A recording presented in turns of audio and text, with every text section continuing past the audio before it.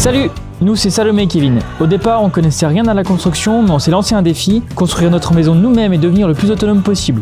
On partage avec vous nos astuces, nos galères, des fondations à la fabrication de nos meubles en passant par l'installation solaire et le potager.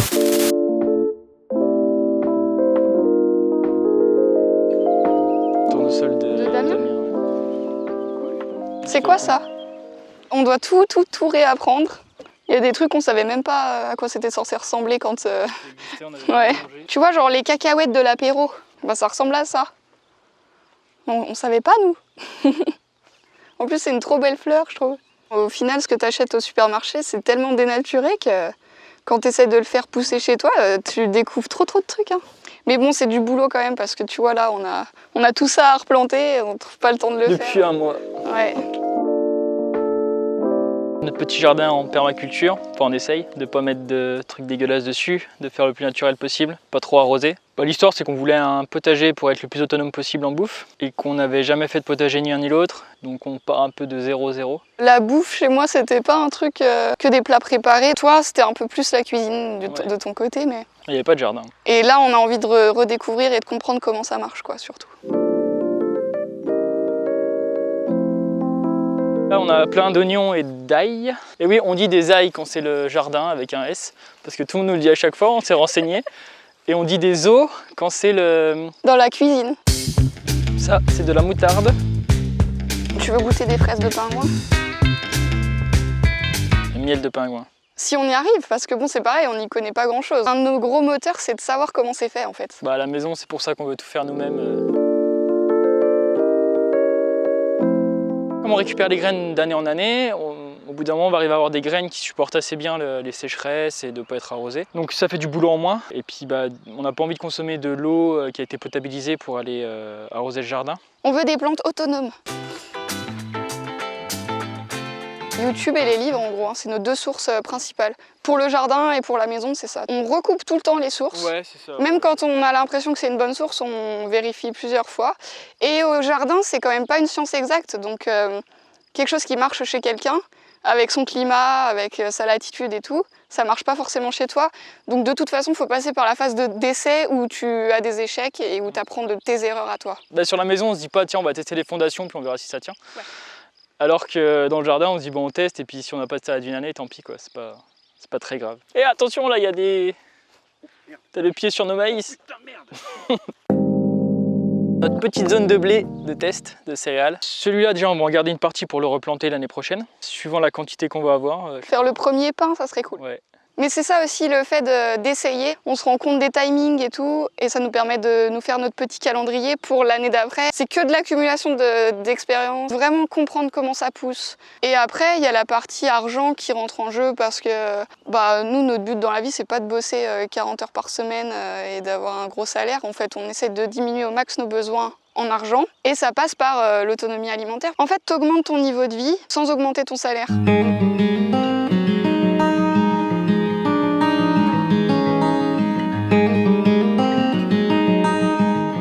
Repas de ce midi. C'est des petits mange-tout et il y a des petits pois aussi un petit peu. Du jardin. Je sais pas, t'es toujours plus content de manger un truc que t'as fait toi-même. Les anciens ils disent souvent ça, hein, ça n'a pas le même goût mais c'est vrai.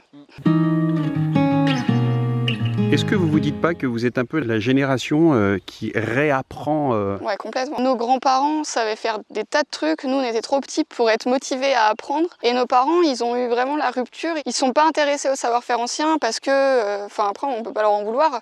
La vie était différente. Ils ont eu les supermarchés et ils se sont dit, ok, ça sert à rien de savoir le faire, je peux l'acheter.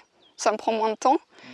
Et nous, on est en mode non mais moi j'aimerais bien savoir le faire. Mais d'un côté c'est cool parce qu'on découvre plein de trucs. Puis au moins on est moins peut-être influencé par ce qu'ils faisaient, on repart de zéro donc on teste des trucs sans savoir que ça marchera pas. Et peut-être que dans tous ces trucs là il y a un ou deux trucs qui vont marcher et qu'on n'aurait pas testé sinon en suivant exactement ce que faisaient nos parents. C'est le premier truc qu'on a construit tous les deux. On l'a aménagé ensemble. On s'en sert comme habitation principale le temps de construire notre maison. On n'a pas de contraintes de loyer. J'avoue que c'est quand même agréable de ne pas avoir ça en plus à penser, à gérer quoi. Et puis on est juste à côté du chantier, c'est super agréable aussi de pouvoir venir travailler sans faire 20 minutes de route. Ça fait 6 mètres carrés et quand on va passer dans les 32 mètres carrés, ça va nous faire, on avait calculé hier, je me rappelle plus, on est nuls en maths. Comme quoi on peut être nul en maths et fabriquer une maison. Ouais, faut bien vérifier ses calculs et prendre une calculatrice. Donc là, on a le coin cuisine avec pas mal de vaisselle sale vu qu'on n'a pas eu le temps de faire la vaisselle. Et puis avec tout plein de rangements pour la nourriture en dessous. En fait, en vrai, je sais pas, il y a peut-être 2 mètres carrés. Là, il y a un petit coin toilette, douche. L'hiver, on se lave ici. Et l'été, pour avoir plus de place, pour être un peu plus à l'aise, on se met dans la douche à l'extérieur. Là, la table, elle nous sert de table à manger et de table pour bosser. Et on travaille tous les deux ici dans le camion.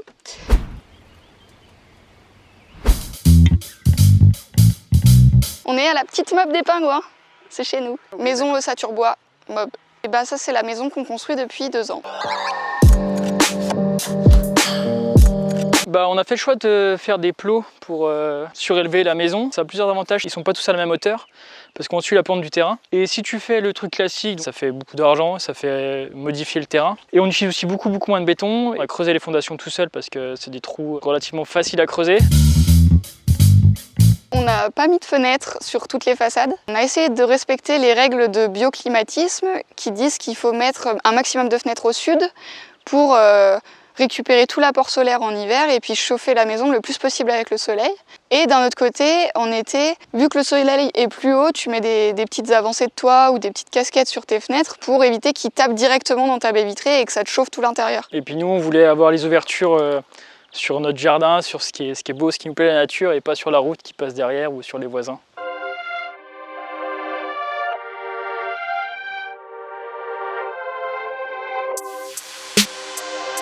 Donc, en gros, ici on va avoir un grand bureau qu'on va se partager à 2. Ça va nous faire 3 fois plus de place que ce qu'on a dans le camion pour bosser. Là où il y a le lambris, ce sera notre canapé, comme ça.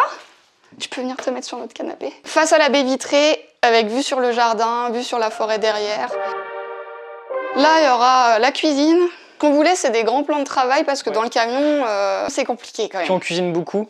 Non. Et je cuisine beaucoup. Je t'incluais, je suis sympa. Si tu fais que de réchauffer des trucs au micro-ondes, t'as pas besoin de place pour cuisiner des trucs du jardin, se faire plaisir. Et puis même bon, faire des confitures, des trucs comme ça pour conserver les aliments. Donc bah, t'as besoin d'un petit peu de place pour être à l'aise et pour que ce soit agréable. Dans les particularités, c'est qu'on veut récupérer l'eau de pluie et l'eau de notre puits. Sur les réseaux d'eau, toute la plomberie, elle sera en double en fait. Il y aura une arrivée de l'eau de la ville normale et une arrivée de l'eau de pluie qui est retraitée après derrière par système de filtre. Le frigo, on pense ne pas en mettre. Bah, ça fait 2 ans qu'on vit sans frigo. On a appris à vivre sans et on se dit qu'au final, on n'en a pas besoin plus que ça. Et l'autre truc, c'est le micro-ondes aussi. Ouais, vraiment, on voit pas l'utilité maintenant qu'on a appris à faire sans. Quand on construit la maison, on essaye de réfléchir à est-ce qu'on a besoin d'avoir le Cuisine Cook 2000 qui coûte un bras. Si c'est pour faire un prêt, un crédit à la consommation, devoir aller bosser pour le rembourser, pour pas se servir du Cuisine Cook 2000 parce qu'on n'a pas le temps, bah peut-être que c'est qu'on n'a pas vraiment besoin du Cuisine Cook 2000. Là, ce sera la salle de bain qui sera très petite par contre. Elle fait 3 mètres carrés, mais bon, on va mettre une douche et puis les toilettes et puis ça ira bien. Là, c'est une place qui est réservée que pour les trucs techniques, donc chauffe-eau, le tableau électrique là qui est en bordel, les arrivées des réseaux d'eau, d'électricité, la VMC, tous les trucs qui doivent être à l'intérieur, mais une pièce qui est un peu inutile entre guillemets. Ah si, un truc cool en bas, là si tu lèves la caméra, tout ce qui est jaune ça va dégager à la fin du chantier. Là c'est juste pour nous aider à travailler en hauteur, pour que ce soit plus facile, qu'on n'ait pas besoin de monter à l'échelle, à l'échafaudage. Et après ça dégage tout et on va mettre un filet suspendu là, dans cette partie là. Oh, c'est trop cool. Là on commence à y réfléchir et ouais, c'est pour bientôt en plus dans nos étapes. Hein. Ça, c'est notre to-do list du chantier. On vient de la remettre à 0, donc il n'y a pas grand-chose qui est coché. Ça nous aide à nous organiser. Quand on arrive au moment où il faut le faire, on ne soit pas trop en galère à se dire merde, on aurait dû acheter ça il y a 3 semaines parce qu'il faut le commander. À chaque fois qu'on commence une étape, on se renseigne sur toute la partie technique. Et du coup, on essaye de le faire quand on est en train de faire l'étape d'avant. Comme ça, on ne perd pas trop de temps. On ne perd pas une semaine à rester sur nos PC à faire des recherches ou dans les bouquins, quoi. C'est motivant d'avoir la petite liste qu'on coche au fur et à mesure, à se dire ça y est, ça c'est fini, on n'y reviendra plus jamais. C'était vendredi dernier qu'on a tout effacé ce qui était fait. On a repris tout ce qui arriverait après et on commence à voir la fin vraiment. Bon, c'est pas encore marqué emménagement, mais c'est pour ça va pas tarder.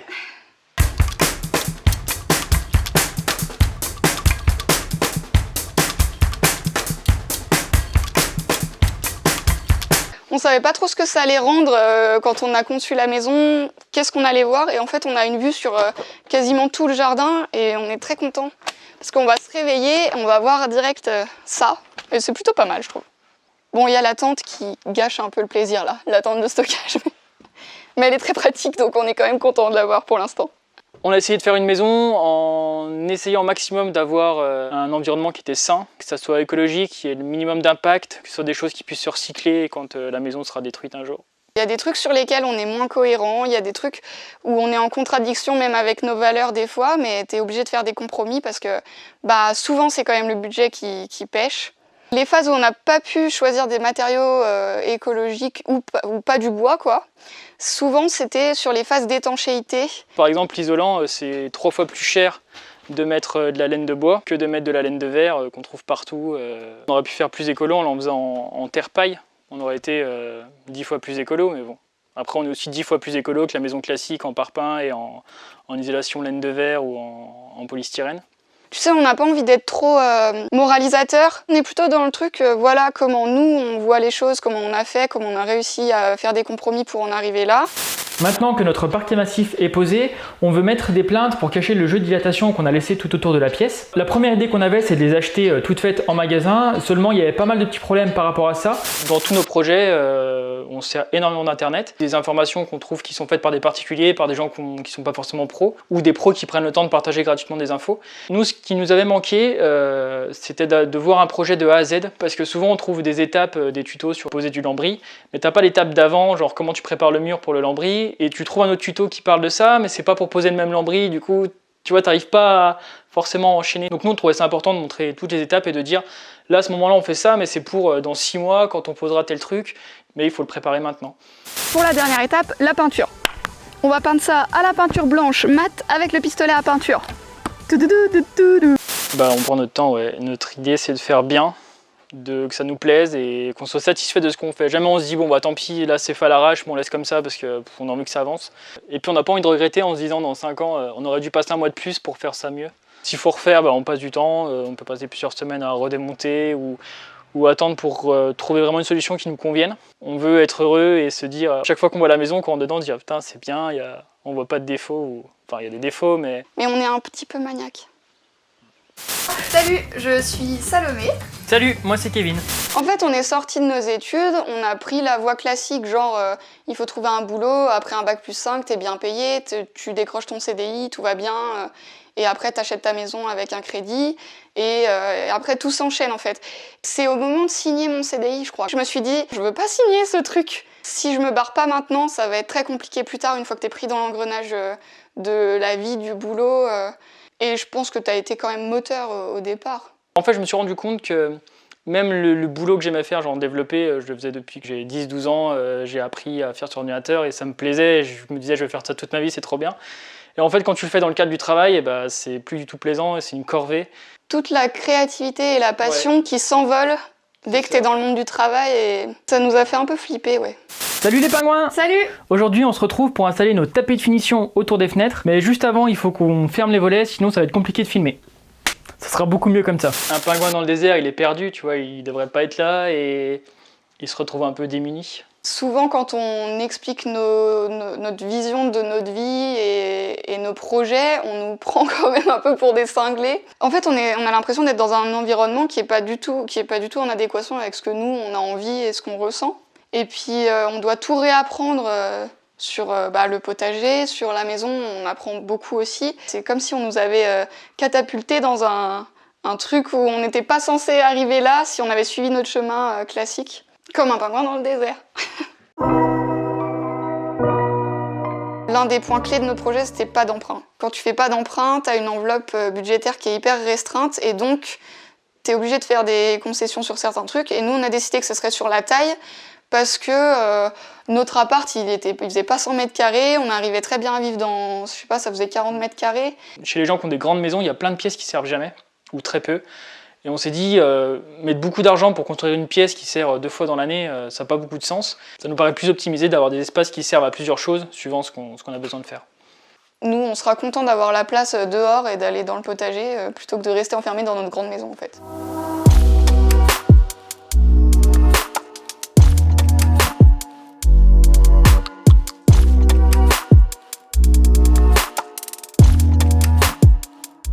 Souvent, dans la vie, on n'arrive pas à se garder du temps pour faire les trucs qu'on veut vraiment. Et ben nous, je crois que c'est ça en fait. Le choix qu'on a fait, c'est de pas regretter. On n'est pas parti dans un truc qu'il fallait faire, on est parti dans le truc qu'on voulait faire. Et même si c'est difficile, même s'il y a des jours où c'est compliqué, que ça nous demande énormément d'énergie, ben on sait pourquoi on le fait. Et vu qu'on le veut, on donne tout pour y arriver. Et c'est ça qui te différencie le travail que t'as pas envie de faire de tout donner pour un truc que t'as envie de faire, qui est du travail quand même. C'était bien le mot de la fin, ça, c'était mieux. Ouais. Faut que je travaille un peu pour faire plus concis. Ouais, mais bon, j'arrive pas. Plus impactant, mais l'idée est pas mal.